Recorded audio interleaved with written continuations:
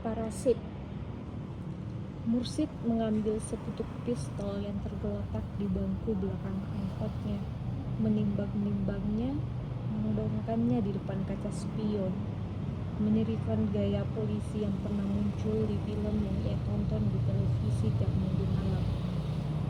Di sebuah Selasa pagi yang sejuk, Mursid bergumam, "Aku akan memberantas kejahatan di muka bumi ini." Anak Mursid, Risman, keluar dari rumah dengan seragam merah putih lengkap dengan dasi dan topi. Berjalan pelan mendekati Mursid. Mursid buru-buru menyembunyikan pistol temuannya di saku belakang celana. "Pak, minta uang saku." Mursid merogoh dompet yang disimpan di saku kiri celana dan membukanya. Cuman tersisa selembar uang 20.000 dan selembar 2.000 dan selembar 1.000. Dia mengambil selembar 2.000 dan selembar 1.000 dan memberikannya kepada bocah semata wayangnya itu.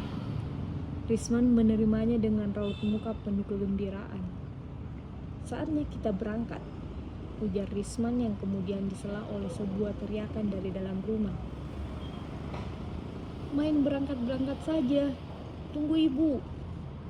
Si ibu tergopoh-gopoh keluar dari rumah kontrakan yang dibangun dengan kombinasi batu bata di sebagian depan rumah dan anyaman bambu di bagian lain. Halamannya sempit. Di dalam juga sangat sempit.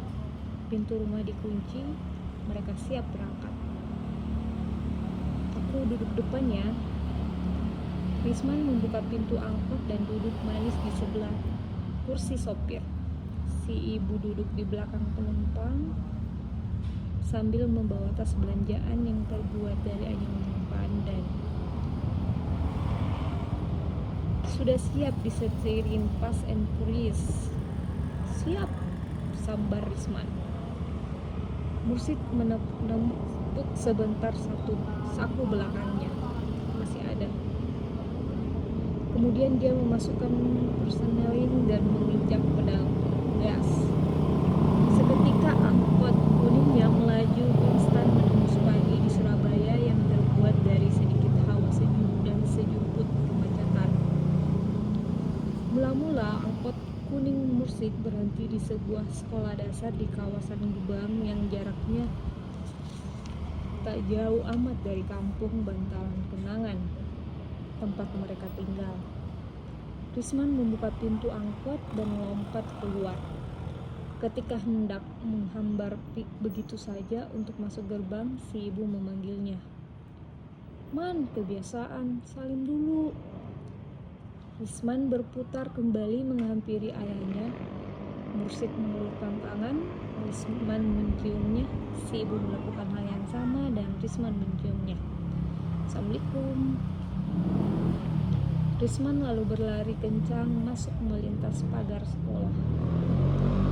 Angkot kuning yang dikemudikan Mursid kembali bergerak, kali ini untuk mengantar si istri menuju Pasar Keputih.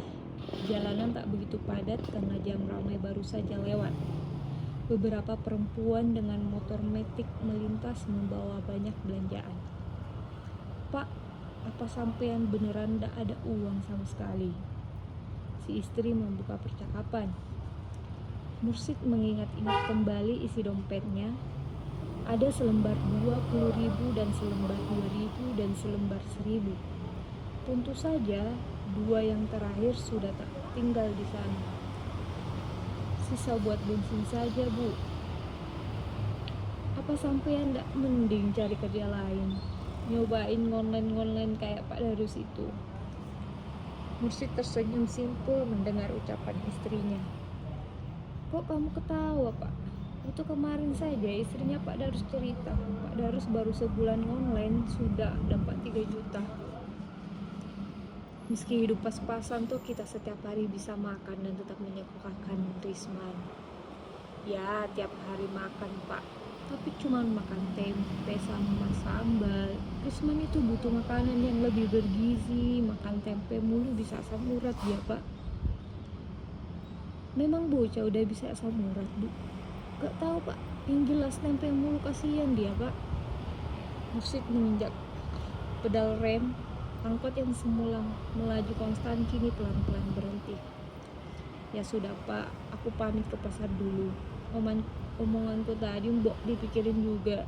Assalamualaikum. Si istri mencium tangan Mursid lalu berjalan masuk ke pasar. Lenyap ditelan keramaian ibu-ibu lain yang berbelanja. Ibu-ibu yang memakai gelang emas, ibu-ibu yang memakai kalung emas, ibu-ibu yang mengeluarkan ponsel pintarnya dan memencet-mencet layar. Di bagian depan pasar, Mursid melihat sebuah toko yang menjual pulsa, ponsel pintar, dan segala pernak-pernik aksesorisnya. Mursid merogoh saku belakangnya, menggenggamnya, rasanya begitu dingin. Mursid mengeluarkannya dan menatapnya begitu lama. Dia berusaha mengingat-ingat kira-kira dari mana asal pistol ini. Semalam dia mendapat penumpang 2 polisi. Mungkin salah satu di antaranya tak sengaja menjatuhkan pistolnya di bangku. Ya, mungkin begitu batin Mursid. Mursid memejamkan mata, mencoba membayangkan kembali setiap detail adegan dalam film yang ditonton setiap minggu malam.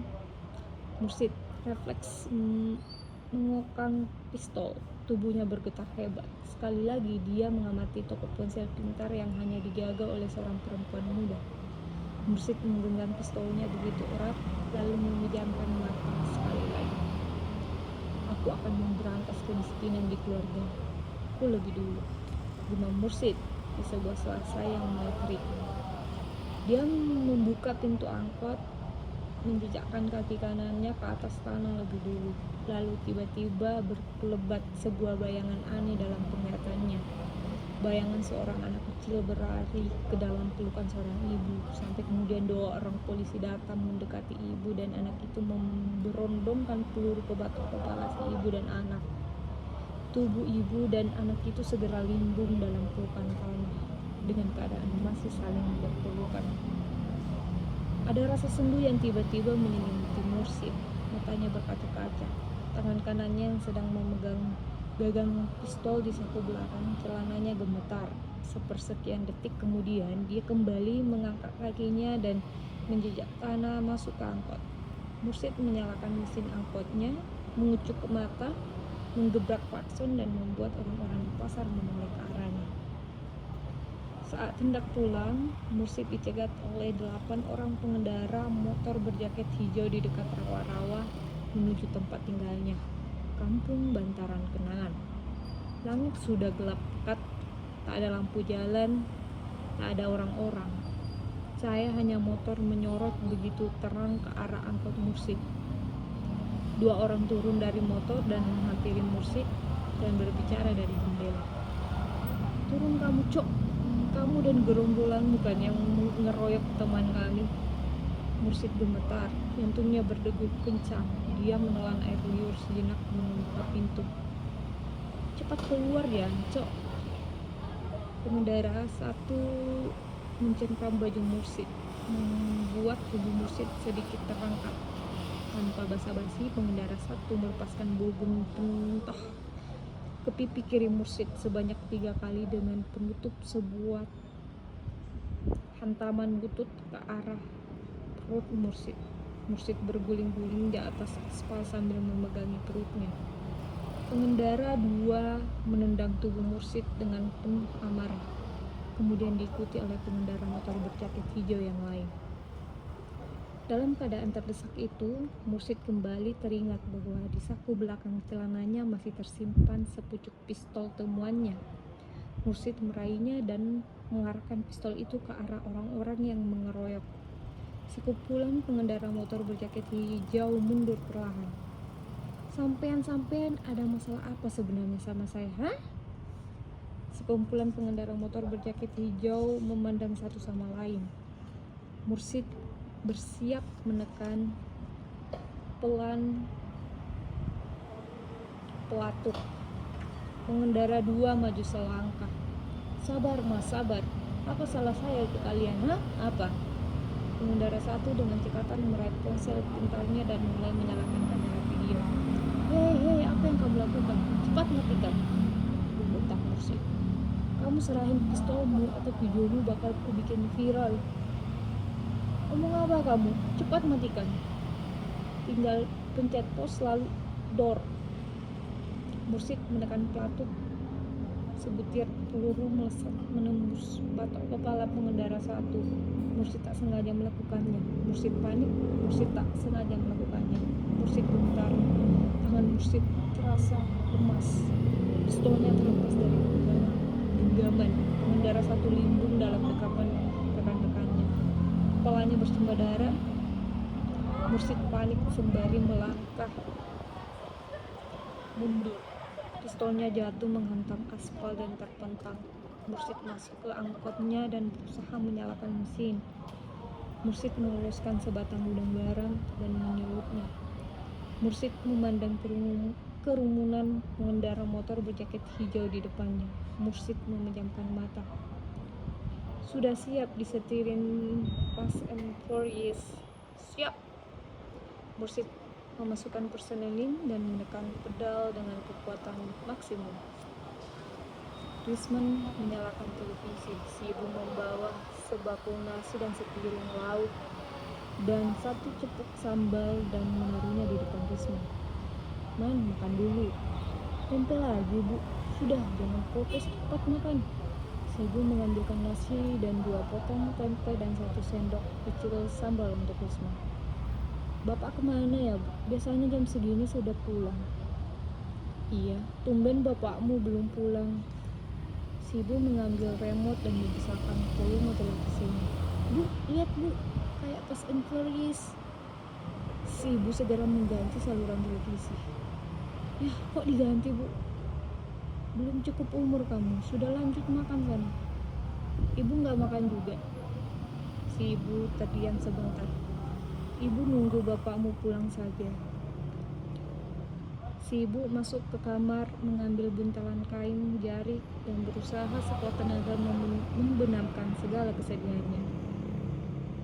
Cerita buat Bong Joon-ho.